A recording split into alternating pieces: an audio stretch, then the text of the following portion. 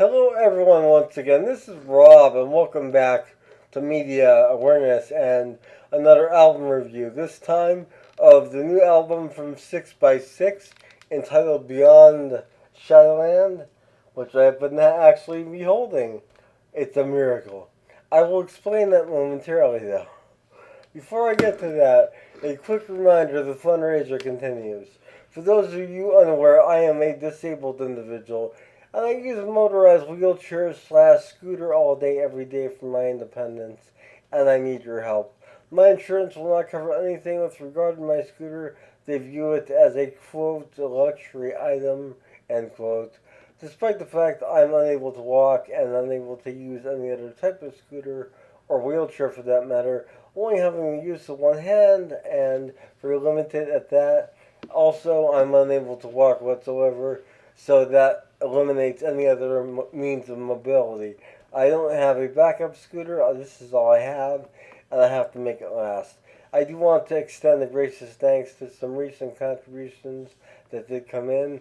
They were very gracious, and I really appreciate that. I'm still far from reaching the target goal, so any and all help is welcome. My goal is to have enough funds to purchase the parts and pay for the technicians to install them. And it's a continued refurbishing process. However, it's necessary to keep my scooter up and running in a maximum fashion. Without my scooter, I am a fish out of water. And although I'm not completely independent in my everyday life, I am independent to a level that I'm proud of, and I do not want to compromise that by being dependent 24/7 on individuals to help me with my level of care. So please do what you can. The spot fund is linked below. As stated, any and all help is welcome. For those who have contributed, you already know that your contributions have made a world of difference in my life. But I also want to extend it for those who plan on contributing, as you have no idea how much your contributions mean, and really it is imperative that I have the necessities on hand to refurbish and repair my scooter as parts begin to fail, and it's a very precarious situation. So please do what you can. Thank you so much. I love you all. On with this album review. So, I was really looking forward to this album from SiX by SiX, and you probably saw some of my reaction videos to the most recent singles. There were 3 of them off of this album so far, and I'm very pleased beholding this in my hands. This is the front cover. I'll splice in an actual better picture there.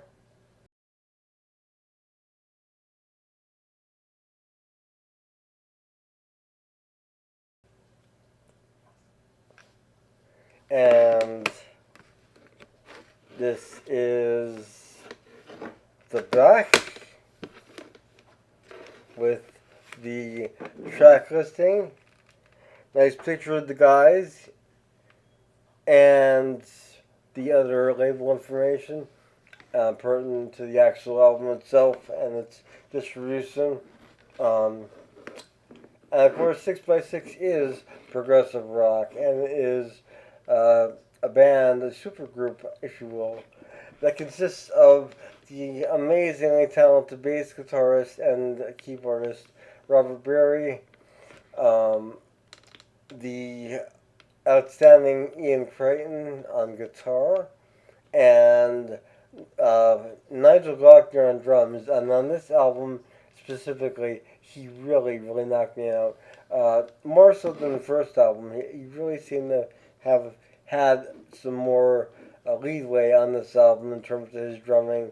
At least that's how it seems. There's a lot more progressive aspects and a lot more going on with the drums itself. So, before I get to the actual assessment of the album, I'm going to go through this track by track. I'm going to give you my opinion on most of these tracks. It's a great album. I'm just gonna get that out of the way. It is a fantastic album, actually, and in many ways, it surpasses the first album, the self-titled album, in its intensity and emotional delivery. But I will get to that momentarily as well. First, let's go through the tracks, and after that, I'll be giving you my overall assessment of this album as a whole. The album really does well on its own as a collective piece of material, but I do want to go through each track. The album starts out with the track Ren, which it just starts out with a bang basically, and this track sets the tone, if you will, for the album itself and what you're in for. And I really, really love this track. The second track is The Arms of a Word, which was the second single from the album, well, first single, I'm sorry, from the album, which I did do a reaction video to, which many of you may have seen. And The Arms of a Word are just, it's an amazing track. It really has a powerful intensity and some great musicianship on it as well. Track 3 is Can't Live Like This, which is amazing, and I think most of this album is really amazing, if not fantastic. But I will get to those thoughts momentarily. Track 4, one of my favorite tracks on the album, songs on the album, called Obliques, which was the second single off the album, and I did a reaction to that, albeit heavily neutered by YouTube standards to actually get it to upload. I had to edit that quite a bit. But after that, we have track 5, which is Only You Can Decide, which is really, really a good track as well. There are really no bad tracks on this album. I will say that once again, if I haven't already said it 5,000 times. Track 6 is called Titans, which is a good song. It's probably my least favorite song on the album, but it's not a bad song. It's just not a song that I particularly resonate with on multiple levels, which most of the other songs hit me on all levels possible. So Titans is the only one that did not really do much for me. It is a good song, but musically, lyrically, and musicianship-wise, it's really, really well done. Let me get here into track 7. Track 7 is one of the other standout tracks for me on the album, and that's Outside Looking In. Amazing, amazing track. Just killer. This track could be a single. It might be a single.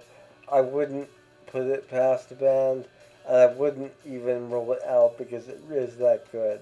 It's a great, great piece. Track 8 is Spectre, another great song.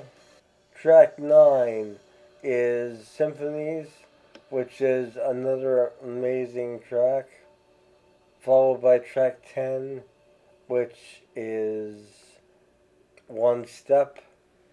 Great, great track. Really an intense, emotional track for me as well. And track 11 is The Mission, which was the final single off of this album. The album itself comes in a standard jewel case, at least mine did, and this is what you get.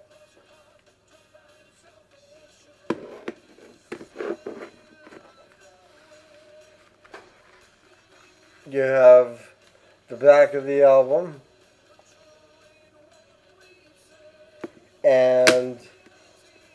once we open it up, here's the inside. Got a nice picture of the band on one side, the disc on the other, and behind the disc there is another picture of the band sort of superimposed over the landscape of the cover itself. And I'm not going to pull that out of the booklet as I don't want to damage the disc itself. But this album, first of all, I like the fact that it's a standard jewel case. I'm going to go over the packaging first, even though it has less to do with the band, more to do with the label, I think. I really don't know. But I always prefer the old style jewel cases. They seem to last a lot longer, and they have a good look about them. Digipacks can often fade over time, and the cardboard, depending on how you store it, can also separate from the plastic inserts at times as well. But with jewel cases, you don't have that problem. And this is the one that came from Amazon. I ordered it quite a while ago, and it arrived yesterday. It was on my porch. I would have actually had this review up last night, but it was on my porch, and I couldn't get to it until this morning.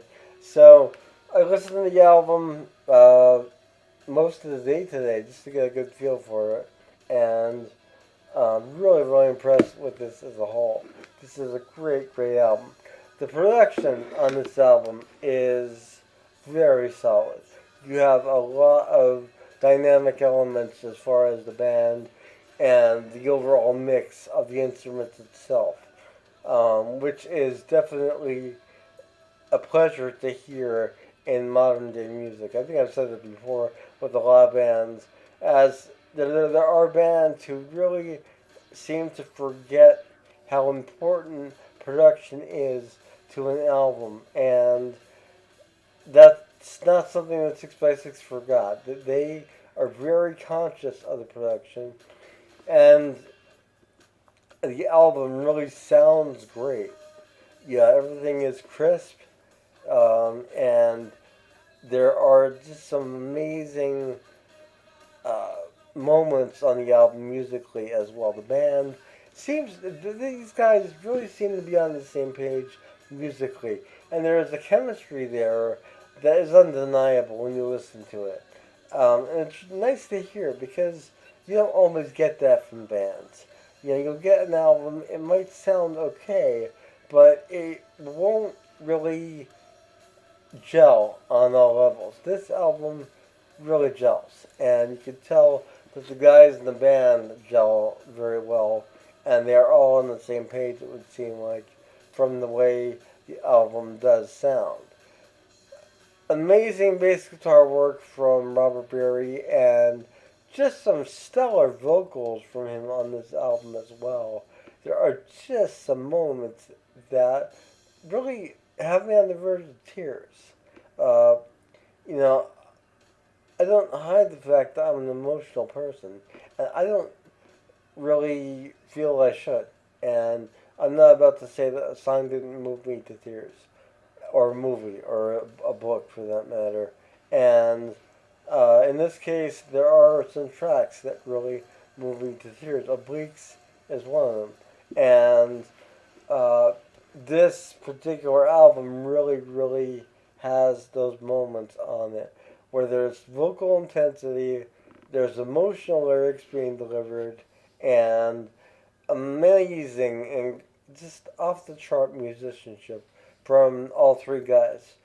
We have Ian Crichton delivering some just phenomenal guitar work on both rhythm and lead guitar. Some acoustic on this album as well, more so than I think on the first album. Please correct me if I'm wrong on that. But it seems like there's more acoustic guitar on this album. With that being said, there is a good balance between acoustic and electric on this album. There's a good mixture within the songs themselves as well, in my opinion. I also feel like this album really benefits from all three guys working together, like I said, as a collective unit. On drums, Nigel Glockner on this album is just pounding away, and there are some unexpected drum moments that I picked up on that were really nice. Just fills that you don't expect and changes in the rhythmic patterns that are really, really unique to this album itself. And I think they really add a lot to the overall impact of the album and its effect on the listener. Now, that being said, all three of these guys are legends. Robert Berry has been with the band 3 with Keith Emerson. Um, Ian Crichton on guitar has been with um, Saga, and Nigel Glockner at Saxton. So these guys are heavy hitters in the rock industry. And this is a supergroup for all intents and purposes. And for a sophomore album to surpass the first album in its greatness is pretty hard to do given how great the first album was. However, this album really delivers on that.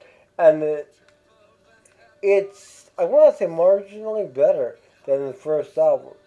I love the first album. I listen to it quite frequently. But this album will also be listened to quite frequently as well, as it has a similar appeal for me, yet it's got more of what I really enjoy, which is a lot of range in the music tempos, time changes. There seems to be more of that on this album, and also a lot more emotion and just incredible performances. There were some amazing performances on the first album, don't get me wrong, but Robert's vocals on this album, no, really, really brought me to tears in some points. And that combined with the amazing drumming on Nigel's parts and the impeccable guitar work of Ian Crichton, it just all works so well together as a amazing album. There's no other way to put it. This album is fantastic. I highly recommend it. And no matter whether you're into just rock itself, pop rock, or progressive rock, this album is definitely one to have. These are some of the best performances you will ever hear recorded, in my opinion. So I hope you enjoyed this review of the new album by SiX by SiX, Beyond Shadowland, available on Inside Out Music, a division of Sony Music, and this album is available hopefully wherever music is sold. If it's not, order it, because you want to have this. It is phenomenal, and like I said, I can't say enough good things about it. So I hope that you will pick this up and add this to your collection in one way, shape, or form. The album is available on vinyl as well for you vinyl enthusiasts. However, as stated many times before on my videos, CDs are my preference. They're more practical for me with my disability, and I really appreciate this packaging on this 6x6 album. So if anyone from Inside Out heard me screaming in my head over the packaging issue on some of the albums, thank you so much for listening. If not, thank you anyway, because this is packaging that I like, and this is certainly a band that I love, and I hope that they'll be around for a long time to come, making amazing music. This second album just came out yesterday on the 26th of April, and I already can't wait for a third album. So that just goes to show how great this album is. Do yourself a favor and pick up Beyond Shadowland by 6x6. And check out the individuals' other projects as well. Robert Berry, like I said, featured on this album on vocals, bass guitar, and keyboards. Ian Crichton on guitar, and Nigel Glockner on drums. Amazing guys, a phenomenal power trio, a fantastic album. There you go. It doesn't get better than that. This is Rob once again. Have a wonderful morning, noon, or night wherever you are. Take care. Bye.